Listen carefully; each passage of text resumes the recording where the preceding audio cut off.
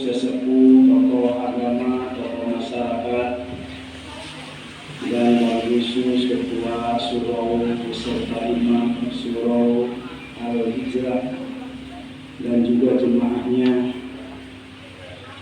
Hadirin bapak-bapak ibu yang hadir khususnya pada sore hari ini atau pada malam ini, insyaallah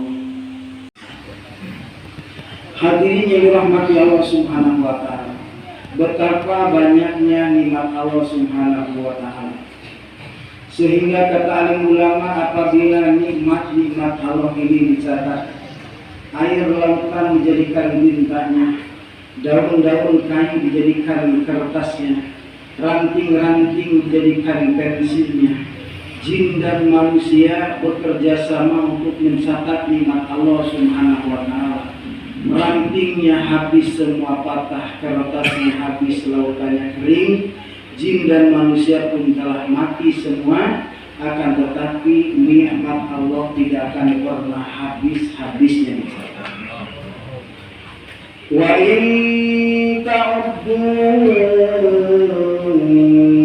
ni'matallahi la tuhsuha. Kalau kalian mau menghitung nikmat Allah, kata Allah sendiri, la tuhsuha, tidak akan terhitung-hitung, tidak akan terhimpun. Kalau dihitung saja tidak bisa, apalagi dibayar. Allah memberikan kepada kita mata dengan kedipannya. Kira-kira kedipan mata dalam satu hari berapa kali? Dalam satu jam berapa kali? Dalam satu minggu berapa kali? Dari akhir balik atau dari lahir sampai saat ini berapa kedipan mata? Sekedar kedipan mata pun kita tidak mungkin bisa menghitungnya. Belum lagi air matanya, belum lagi bulu alisnya, belum lagi bulu lentiknya, belum lagi taring matanya. Demikian juga Allah menciptakan telinga dengan pendengarannya, dengan tai-tainya. Semua ini nikmat, dan ini nikmat datang daripada Allah Subhanahu wa taala. Mungkin ahli maksiat, mungkin ahli macam-macam ahli di dalam kemungkaran, tetapi manakala rahmat Allah datang kepadanya, dia bertobat dan dia akan masuk surga dengan rahmatnya Allah Subhanahu wa taala.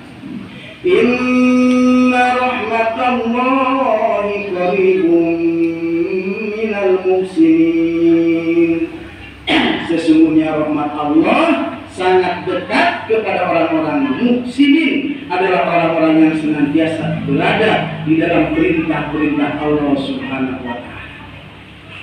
Hadirin yang dirahmati Allah Subhanahu wa taala, di antara nikmat yang Allah berikan kepada kita, Allah Subhanahu wa taala telah jadikan kita makhluk ciptaannya yang paling mulia. Watini wazaituni wa turi sinina wa hadzal baladil amin. Laqad khalaqnal insana fi ahsani taqwim. Allah bersumpah 4 kali, demi atin, demi azaitun, demi bukit tursin, demi baladil amin. Tidak bersumpah saja sadaqallahul adzim, pasti Allah itu benar. Kenapa Allah bersumpah dan apa setelah sumpah itu? Allah firmankan, laqad khalaqnal insana fi ahsani taqwim. Sungguh telah aku jadikan manusia sebaik-baiknya bentuk, sebaik-baiknya rupa, sebaik-baiknya ciptaan. Kalau kata santri di pondok pesantren itu ada taukid, la dengan qad dan itisau dengan kalimat fi'il madhi. Litahaqquqil lubu, bukan main-main, sungguh-sungguh Allah jadikan manusia dalam bentuk yang paling sempurna. Karena riba yang paling besar adalah menggibah, memfitnah, mencemarkan nama baik orang beriman. Dan fitnah itu dosanya lebih besar daripada membunuh. Betapa mulianya orang beriman. Apalagi membunuh orang beriman. Apalagi udah dibunuh, difitnah lagi, bahkan direncanakan. Itu di neraka kekal abadi. Wa may yaqtul mu'minan muta'ammidan fajazahu jahannam khalidan fiha. Barang siapa yang membunuh orang beriman muta'ammidan, sengaja bahkan direncanakan, maka balasannya di neraka kekal selama-lamanya. Sementara hari ini bergelimpangan orang-orang beriman terbunuh, bahkan sengaja dibunuh. Bagaimana dipertanggungjawabannya di hadapan Allah Subhanahu wa Ta'ala? Jangan berprasangka buruk kepada orang beriman, sekalipun orang beriman itu ahli maksiat. Jangan menggibah orang beriman, sekalipun orang beriman itu secara nampak di mata banyak dosanya. Karena orang beriman tetap mulia di sisi Allah Subhanahu wa Ta'ala. Akan tetapi memang kita punya kewajiban untuk mendatanginya, mengingatkannya, bukan memfitnahnya, bukan menggibahnya di mana-mana, di warung kopi, di pasar.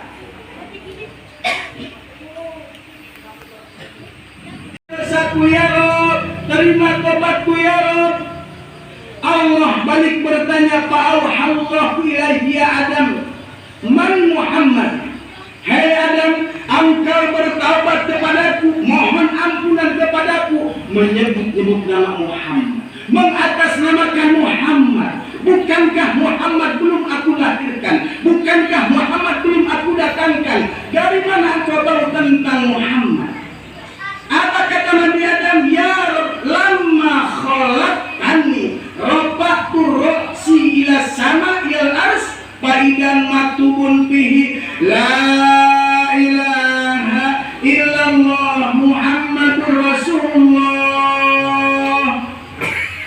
Ya Allah, tatkala engkau menciptakan aku, engkau menciptakan ruh ke tubuhku, lalu kemudian aku mengangkatkan kepala ke aras, aku melihat di pintu aras, aku melihat di tiang aras, aku melihat di dinding aras tulisan la ilaha illallah Muhammadur Rasulullah. Maka dari itu aku yakin dan percaya tidaklah orang yang punya itu nama digandengkan, disandingkan dengan nama mulia, kecuali orang yang punya itu nama sangat agung, sangat mulia, sangat tinggi derajatnya, dan ketinggiannya tidak bisa dibandingkan dengan siapapun. Apa kata saudara ya Adam? Benarlah hai Adam, huwa akhirun nabi min dzurriyyatik walaula Muhammad lamma khalaqtuka. Betul hai Adam, dia adalah nabi terakhir dari keturunanmu, anak cucumu. Kalau bukan karena aku ciptakan Muhammad, aku tidak akan ciptakan engkau dan tidak akan diciptakan seluruh makhluk. Dan ini sebagaimana di dalam hadis qudsi dijelaskan, walau laka ma'lamma khalaqul aflaq. Kalau bukan karena aku menciptakan engkau wahai Muhammad, aku tidak akan menciptakan seluruh makhluk. Terciptanya makhluk daratan dan lautan, bumi dan langit, kursi, aras, semua Allah ciptakan karena menciptakan nurun nabiyina Muhammadin sallallahu alaihi wasallam. Maka kita harus merasa bergembira, merasa bersyukur menjadi umatnya. Di mana Jibril alaihissalam, saya ulang, di mana malaikat Ajrail alaihissalam pada hari Senin tanggal 12 Rabiul Awal di pagi hari, dia telah mengetuk pintu rumahnya Nabi. Assalamualaikum ya ahla baiti Rasulillah. Lalu kemudian menghampiri itu pintu putri kecintaan Nabi, yaitu Sayyidatina Fatimah. Begitu dibuka itu pintu, Sayyidah Fatimah terheran-heran, tercengang karena melihat tamu asing yang sebelumnya belum pernah dilihat. Berjumpa dengan aku, tetapi mereka beriman kepada aku. Inilah yang dirahmati Allah Subhanahu wa Ta'ala. Siapa mereka itu? Insya Allah kita adalah orang yang tidak pernah berjumpa dengan Nabi, tidak pernah melihat Nabi, tetapi kenapa kita duduk di sini? Karena ada kecintaan kepada yang mulia baginda Rasulullah Sallallahu Alaihi Wasallam. Maka bagaimana cintailah Nabi, balasnya cinta ini kepada kita. Bagaimana cintanya Abu Bakar kepada Nabi? Di dalam satu kesempatan Abu Bakar duduk dengan Nabi, lalu kemudian izin ingin makan, pulang ke rumah, mau makan sampai di rumah, nyedok makanan, kalau bahasa kita nasi lah begitu, atau mungkin ada gendum begitu. Begitu nyedok makan mau makan, dimasukkan ke piring, teringat Nabi, terbayang wajah Nabi, tidak jadi makan, langsung menemui Nabi lagi. Kata Nabi, wahai Abu Bakar, kenapa begitu sempat kau makan? Apa kata Bakar? Ya Rasul, aku tidak sanggup makan, aku tidak jadi makan, karena ketika aku makan, aku terbayang wajahmu ya Rasulullah. Inilah yang dirahmati Allah Subhanahu wa Ta'ala. Bagaimana cintanya Nabi kepada kita sebagai umatnya dulu ketika beliau hijrah dan dakwah di Taif, datang kepada 3 pembesar Taif, 3-3-nya menolak. Datang kepada masyarakat umum pun semua mereka menolak. Akhirnya Nabi pulang keluar dari Taif. Ternyata orang-orang Taif tidak mau melihat Nabi Muhammad keluar dari dalam kondisi selamat, maka mereka mengerahkan masyarakatnya, tuanya, mudanya, laki-lakinya, wanitanya, mengepung Nabi, melempar Nabi dengan batu, sampai pipi Nabi berdarah.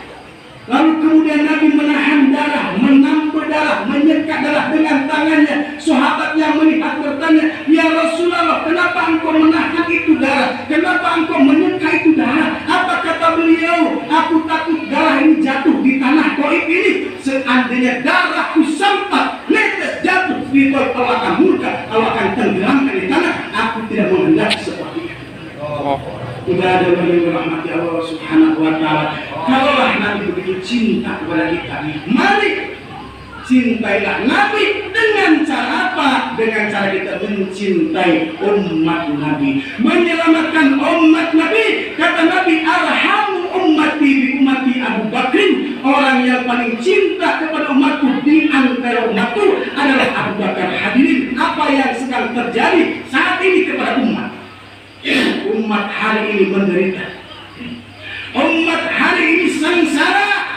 Bukan sengsara menderita kurang makanan, kurang perumahan, kurang kendaraan. Karena kenyataannya kalau perumahan tidak kurang, banyak properti orang yang buat perumahan, rumahnya belum dibangun, tetapi itu sudah dibeli semua. Mungkin kurang pakaian di pasar, apalagi lebaran, habis diborong dibeli. Apa mungkin makanan? Lihat makanan di Ketapang sampai di Sande, ada nasi goreng, ada lamongan. Kalau datang udah larut malam jam 10, itu tinggal ledaknya habis semua. Dia beli orang, ternyata orang makan cukup, pakaian cukup, kendaraan cukup, rumah cukup, tetapi tetap mereka dalam keluarganya, dalam kehidupannya masih ngeluh, masih resah, masih gelisah karena tidak ada agama dalam kehidupannya. Terus siapa yang harus datangkan agama kepada rumah-rumah kita? Apakah orang-orang di luar yang jadi musuh-musuhnya Allah, jadi musuh-musuhnya agama? Tidak mungkin. Kitalah menjadi pesuruh Allah, penerus perjuangan yang mulia baginda Rasulullah. Maka dari majlis ini bangun, bangkit. Kita datang ke kampung-kampung, ke desa-desa, menjajah pulau-pulau. Datang kepada mereka bawa kalimat la ilaha illallah.